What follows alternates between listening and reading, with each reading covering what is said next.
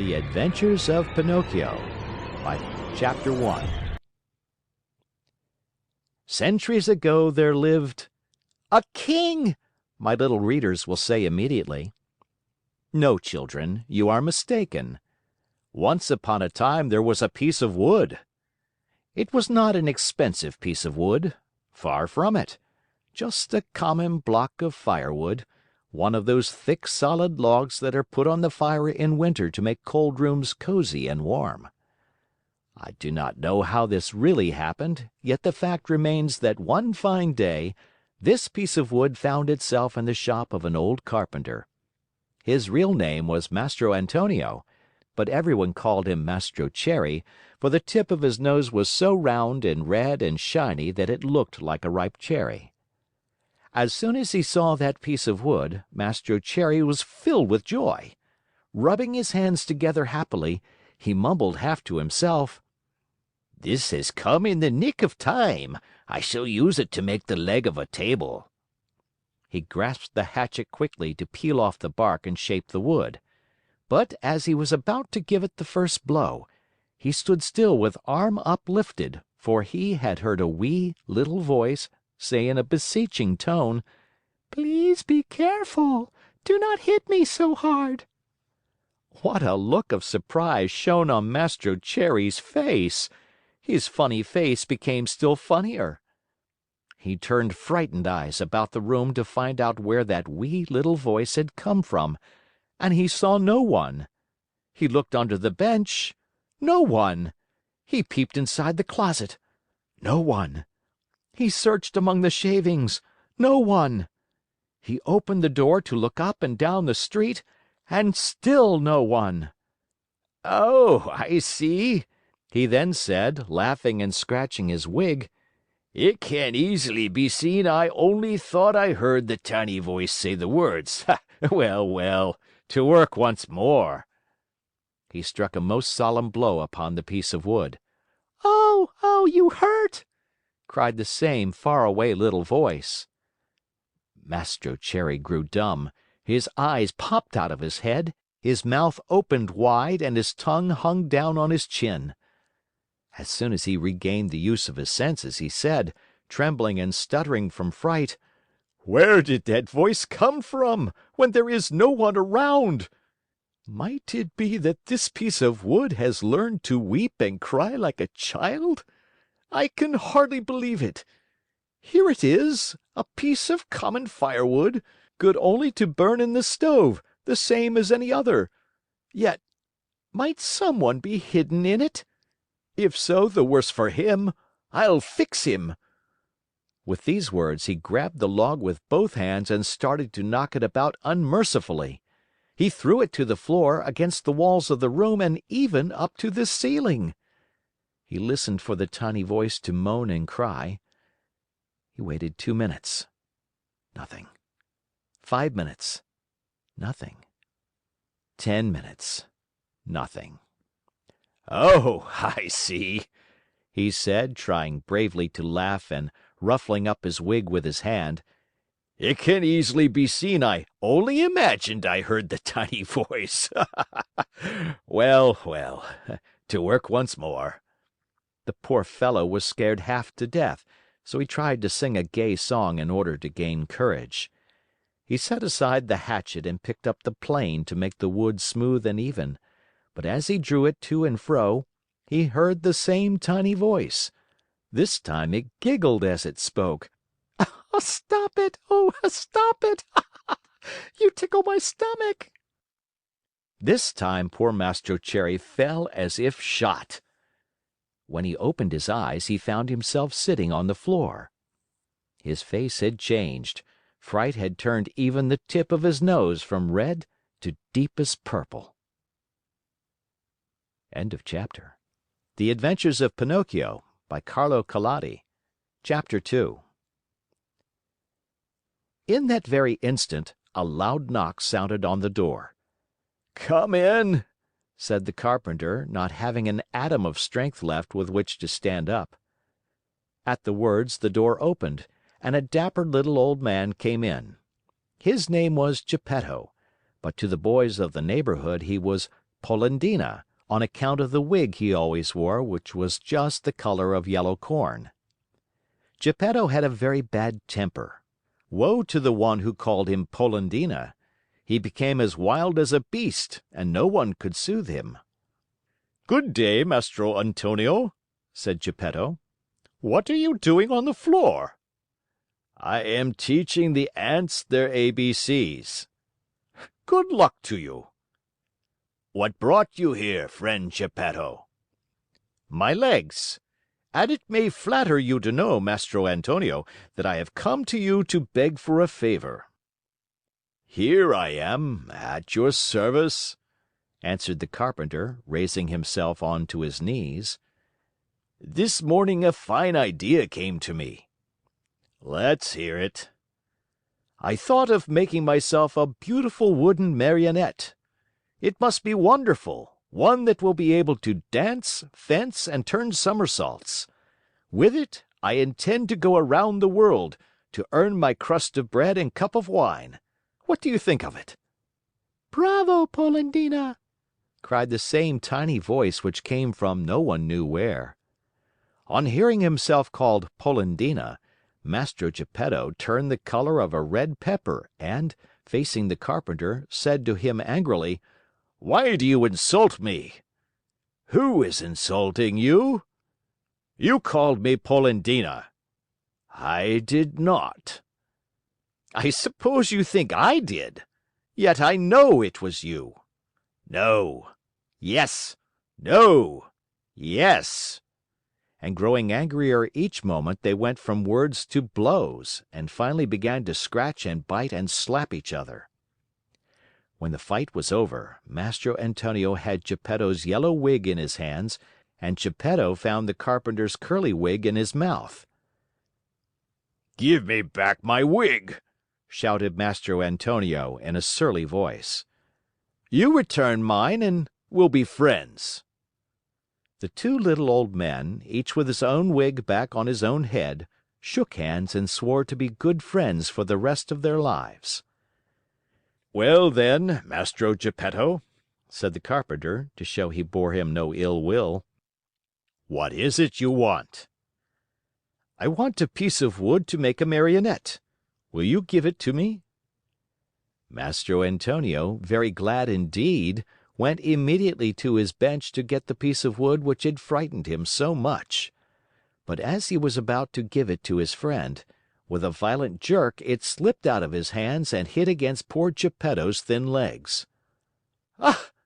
Is this the gentle way, Mastro Antonio, in which you make your gifts? You have made me almost lame." "I swear to you I did not do it." "It was I, of course." "It's the fault of this piece of wood." "You're right, but remember you were the one to throw it at my legs." "I did not throw it." "Liar!" "Geppetto, do not insult me, or I shall call you Polendina." "Idiot!" "Polendina!" "Donkey!" "Polendina!" "Ugly monkey!" "Polendina!" On hearing himself called Polendina for the third time, Geppetto lost his head with rage and threw himself upon the carpenter. Then and there they gave each other a sound thrashing. Whew!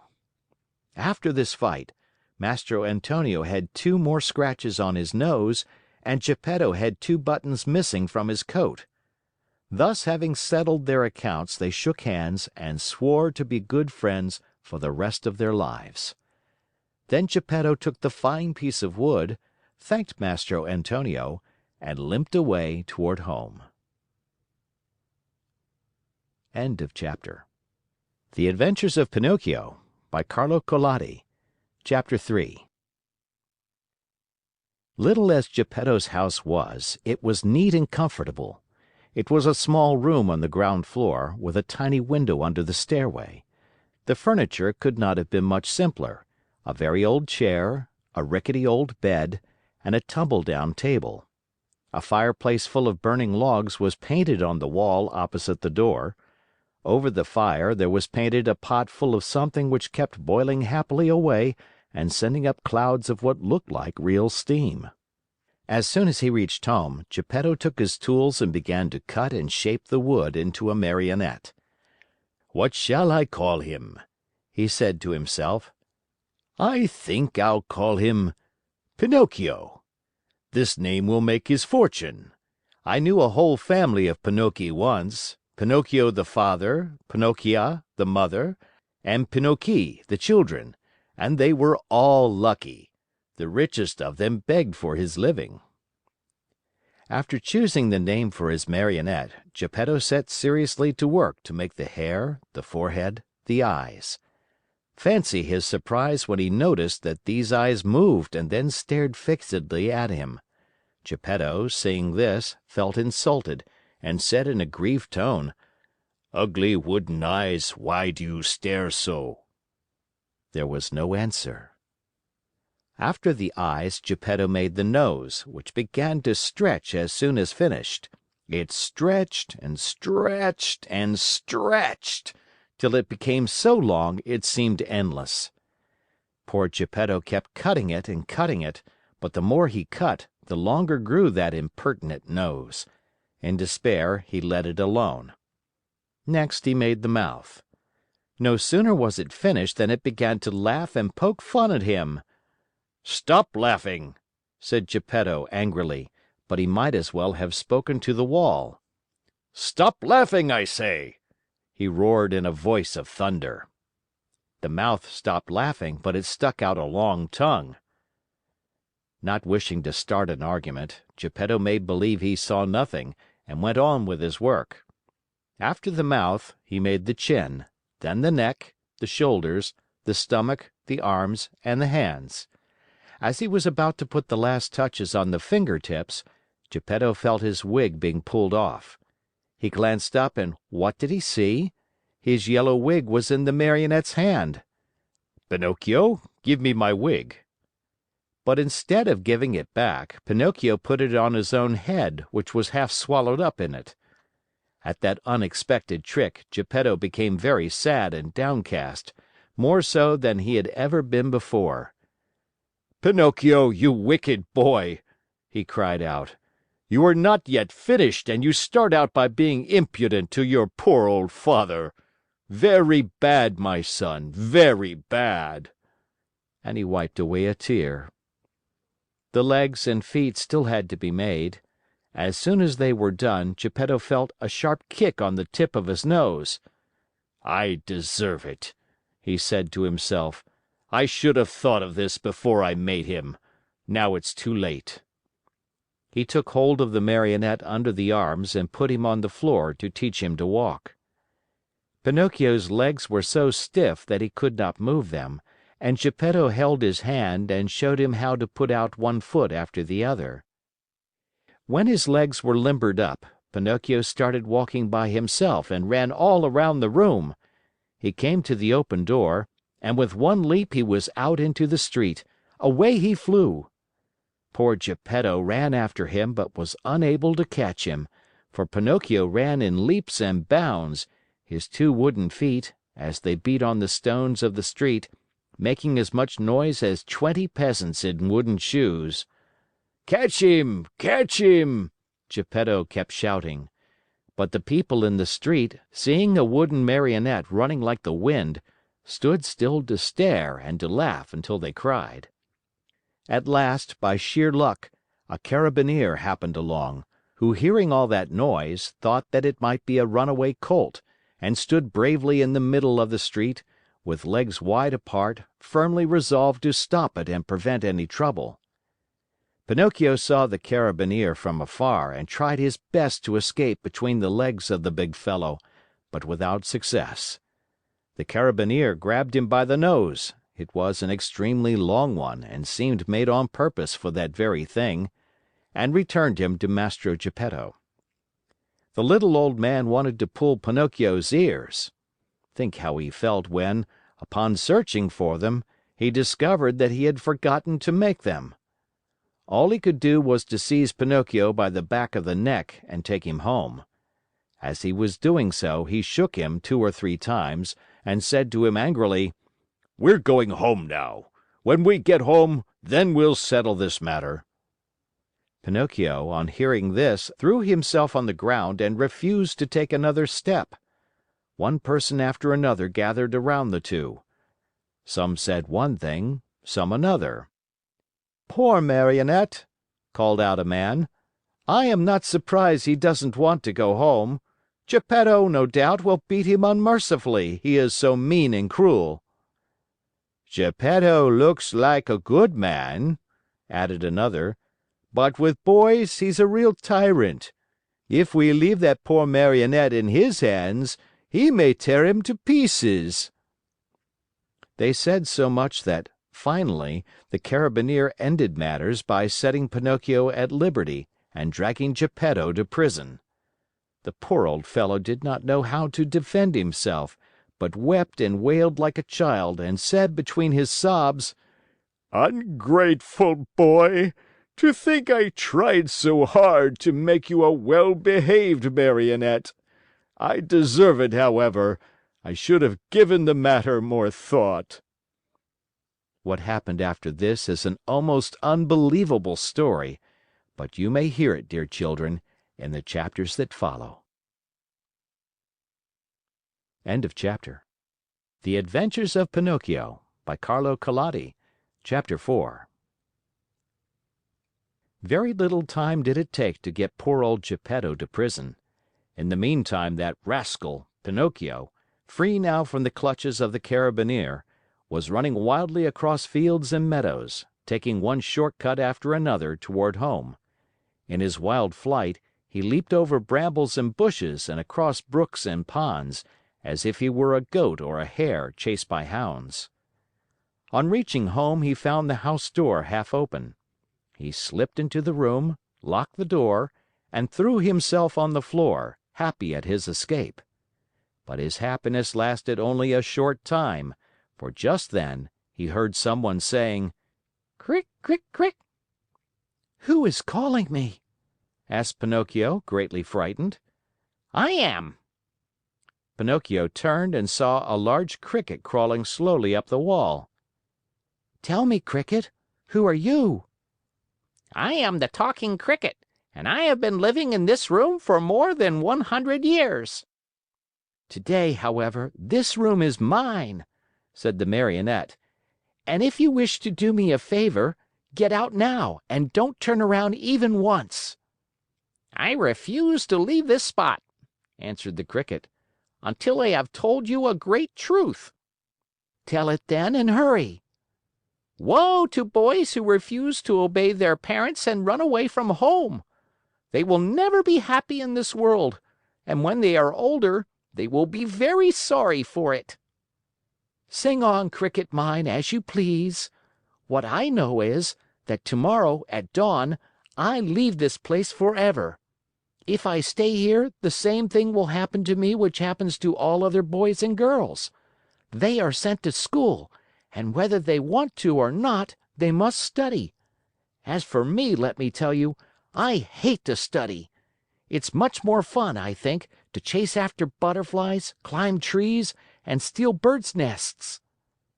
Poor little silly! Don't you know that if you go on like that, you will grow into a perfect donkey, and then you'll be the laughingstock of everyone? "Keep still, you ugly Cricket!" cried Pinocchio.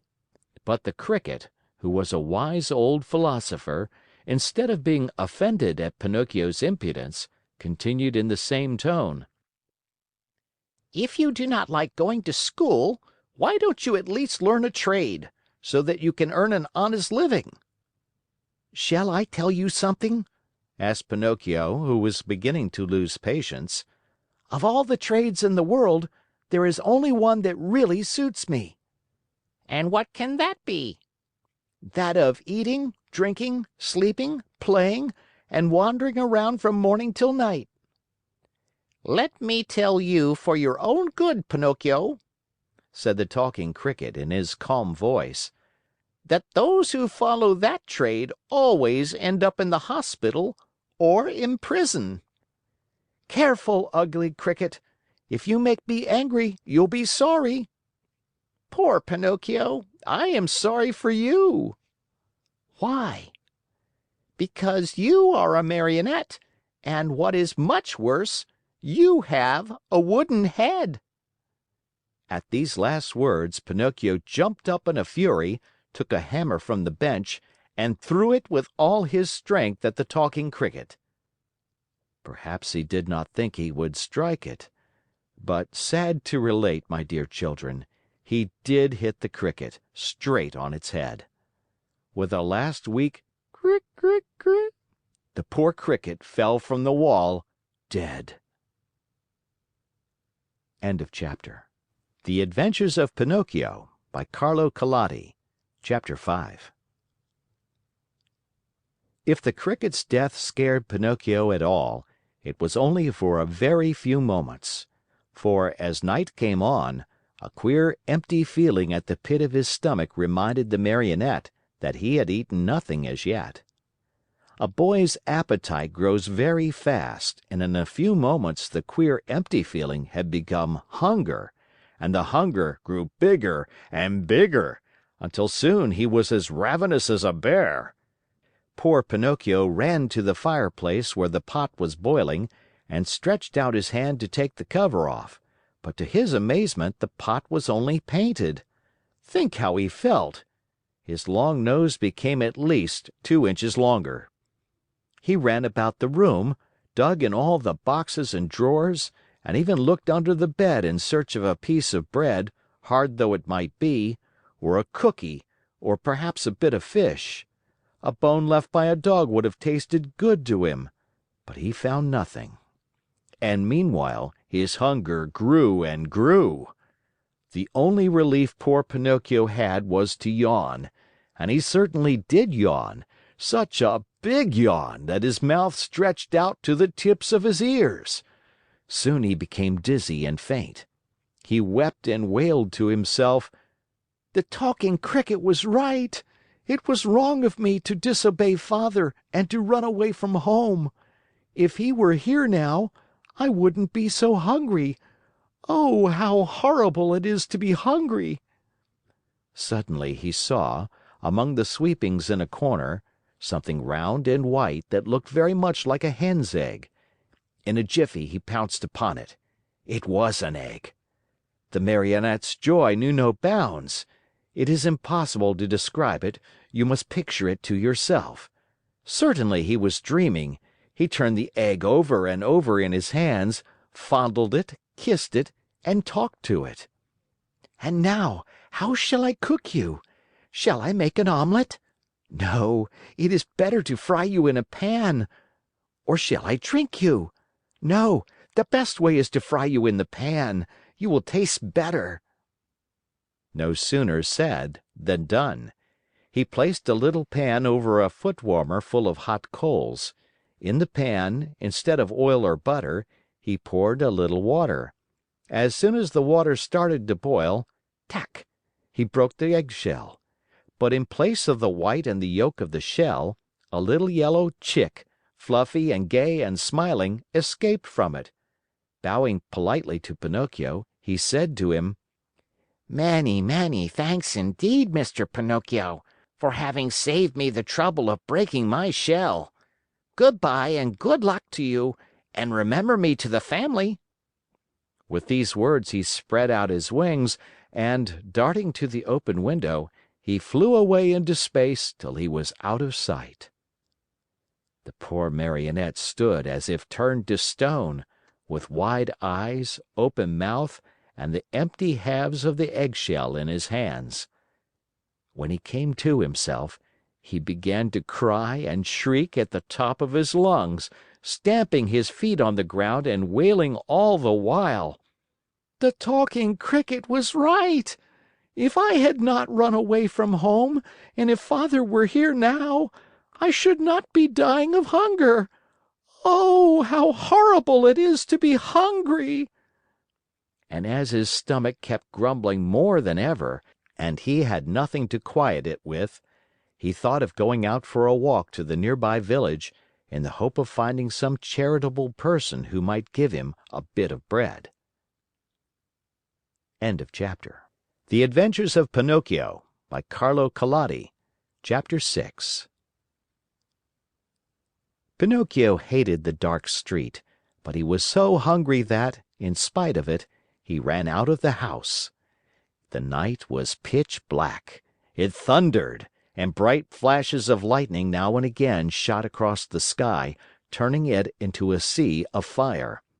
An angry wind blew cold and raised dense clouds of dust, while the trees shook and moaned in a weird way.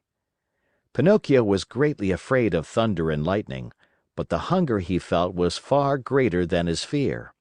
In a dozen leaps and bounds, he came to the village, tired out, puffing like a whale, and with tongue hanging. The whole village was dark and deserted. The stores were closed, the doors, the windows. In the streets, not even a dog could be seen. It seemed the village of the dead. Pinocchio, in desperation, ran up to a doorway, threw himself upon the bell, and pulled it wildly, saying to himself, "Someone will surely answer that." He was right. An old man in a nightcap opened the window and looked out. He called down angrily, "What do you want at this hour of night?" "Will you be good enough to give me a bit of bread? I am hungry." "Wait a minute and I'll come right back," answered the old fellow, thinking he had to deal with one of those boys who love to roam around at night, ringing people's bells while they are peacefully asleep. After a minute or two, the same voice cried, "Get under the window and hold out your hat." Pinocchio had no hat, but he managed to get under the window just in time to feel a shower of ice-cold water pour down on his poor wooden head, his shoulders, and over his whole body. He returned home as wet as a rag, and tired out from weariness and hunger. As he no longer had any strength left with which to stand, he sat down on a little stool and put his 2 feet on the stove to dry them. There he fell asleep, and while he slept, his wooden feet began to burn. Slowly, very slowly, they blackened and turned to ashes. Pinocchio snored away happily as if his feet were not his own. At dawn he opened his eyes just as a loud knocking sounded at the door. "Who is it?"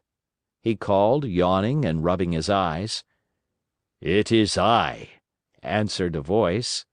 It was the voice of Geppetto. End of chapter. Chapter 7. The poor Marionette, who was still half asleep, had not yet found out that his 2 feet were burned and gone. As soon as he heard his father's voice, he jumped up from his seat to open the door, but, as he did so, he staggered and fell headlong to the floor. In falling, he made as much noise as a sack of wood falling from the 5th story of a house. "Open the door for me," Geppetto shouted from the street. "Father, dear father, I can't," answered the Marionette in despair, crying and rolling on the floor. "Why can't you?" "Because someone has eaten my feet." "And who has eaten them?" "The cat," answered Pinocchio, seeing that little animal busily playing with some shavings in the corner of the room. "Open, I say," repeated Geppetto, "or I'll give you a sound whipping when I get in." "Father, believe me, I can't stand up. Oh dear! Oh dear! I shall have to walk on my knees all my life." Geppetto, thinking that all these tears and cries were only other pranks of the Marionette, climbed up the side of the house and went in through the window. At first he was very angry, but on seeing Pinocchio stretched out on the floor and really without feet, he felt very sad and sorrowful. Picking him up from the floor, he fondled and caressed him, talking to him while the tears ran down his cheeks. "My little Pinocchio, my dear little Pinocchio, how did you burn your feet?"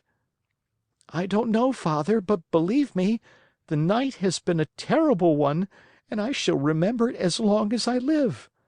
The thunder was so noisy and the lightning so bright, and I was hungry. And then the talking cricket said to me, 'You deserve it, you were bad.' And I said to him, 'Careful, Cricket.' And he said to me, 'You are a Marionette, and you have a wooden head. And I threw the hammer at him and killed him. It was his own fault, for I didn't want to kill him. And I put the pan on the coals, but the chick flew away and said, 'I'll see you again. Remember me to the family.' And my hunger grew, and I went out, and the old man with a nightcap looked out of the window and threw water on me, and I came home and put my feet on the stove to dry them because I was still hungry, and I fell asleep, and now my feet are gone, but my hunger isn't. Oh, oh, oh!" And poor Pinocchio began to scream and cry so loudly that he could be heard for miles around. Geppetto, who had understood nothing of all that jumbled talk, except that the Marionette was hungry, felt sorry for him, and pulling 3 pears out of his pocket, offered them to him, saying, "These 3 pears were for my breakfast, but I'll give them to you gladly. Eat them and stop weeping." "If you want me to eat them, please peel them for me." "Peel them?"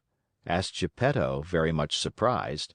"I should never have thought, dear boy of mine, that you were so dainty and fussy about your food. Bad, very bad. In this world, even as children, we must accustom ourselves to eat of everything, for we never know what life may hold in store for us." "You may be right," answered Pinocchio, "but I will not eat the pears if they are not peeled. I don't like them." And good old Geppetto took out a knife, peeled the 3 pears, and put the skins in a row on the table. Pinocchio ate 1 pear in a twinkling and started to throw the core away, but Geppetto held his arm. "Oh no, don't throw it away. Everything in this world may be of some use." "But the core I will not eat," cried Pinocchio in an angry tone. "Who knows?" repeated Geppetto calmly. And later the 3 cores were placed on the table next to the skins. Pinocchio had eaten the 3 pears, or rather devoured them. Then he yawned deeply and wailed, "I'm still hungry." "But I have no more to give you." "Really? Nothing? Nothing?" "I have only these 3 cores and these skins." "Very well, then," said Pinocchio. "If there is nothing else, I'll eat them." At first he made a wry face, but one after another the skins and the cores disappeared. "Ah, now I feel fine," he said after eating the last one.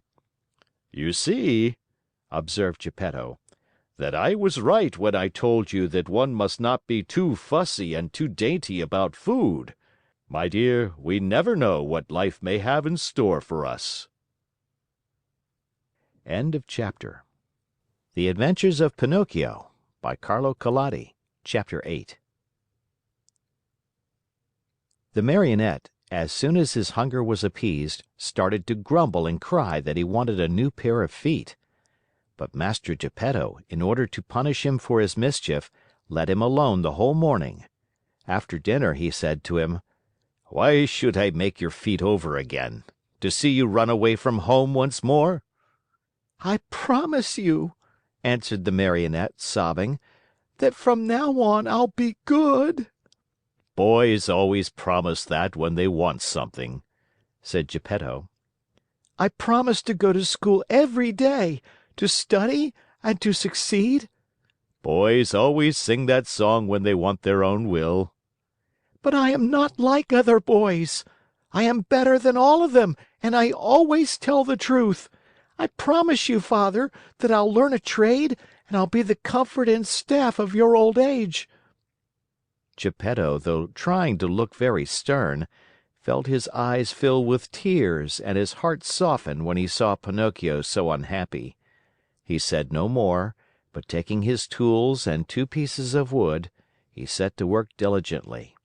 In less than an hour the feet were finished, 2 slender, nimble little feet, strong and quick, modeled as if by an artist's hands. "Close your eyes and sleep," Geppetto then said to the Marionette. Pinocchio closed his eyes and pretended to be asleep while Geppetto stuck on the 2 feet with a bit of glue melted in an eggshell, doing his work so well that the joint could hardly be seen. As soon as the Marionette felt his new feet, he gave one leap from the table and started to skip and jump around, as if he had lost his head from very joy. "To show you how grateful I am to you, Father, I'll go to school now. But to go to school, I need a suit of clothes." Geppetto did not have a penny in his pocket, so he made his son a little suit of flowered paper, a pair of shoes from the bark of a tree, and a tiny cap from a bit of dough. Pinocchio ran to look at himself in a bowl of water, and he felt so happy that he said proudly, "Now I look like a gentleman." "Truly," answered Geppetto. "But remember that fine clothes do not make the man unless they be neat and clean." "Very true," answered Pinocchio. "But in order to go to school, I still need something very important." "What is it?" "An ABC book." "To be sure. But how shall we get it?" "That's easy. We'll go to a bookstore and buy it." "And the money?" "I have none." "Neither have I," said the old man sadly. Pinocchio, though a happy boy always, became sad and downcast at these words. When poverty shows itself, even mischievous boys understand what it means. "What does it matter after all?" cried Geppetto all at once, as he jumped up from his chair. Putting on his old coat, full of darns and patches, he ran out of the house without another word. After a while he returned. In his hands he had the ABC book for his son, but the old coat was gone. The poor fellow was in his shirt sleeves and the day was cold. "Where's your coat, Father?" "I have sold it." "Why did you sell your coat?" "It was too warm." Pinocchio understood the answer in a twinkling, and, unable to restrain his tears, he jumped on his father's neck and kissed him over and over. End of chapter.